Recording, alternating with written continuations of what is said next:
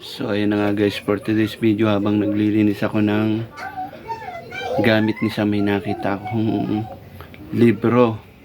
Ito, kilala nyo to kung sino to. Ito yung libro niya, oh.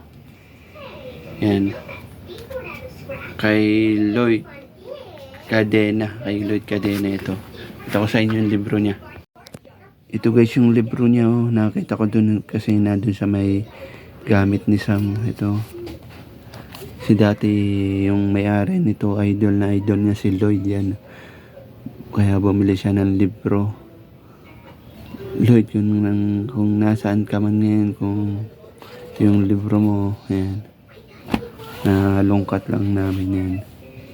Kasi idol ka ng may-ari nito eh. Ang libro mo ni Lloyd.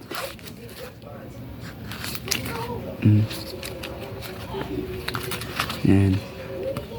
Ratatatatat. Yan. Ito yung libro ni Lloyd Cadena, yung vlogger na namatay. Yan. Yan. Galing niya, bata pa siya dito. Si Lloyd yan. Dito siguro The Interesting Face. Yan. Ang galing, diba? Yan.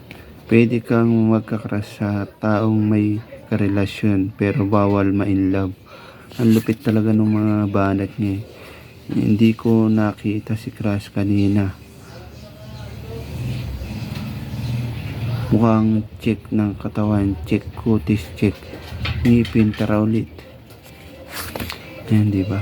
Ayos din mga bugot na. Gotcha.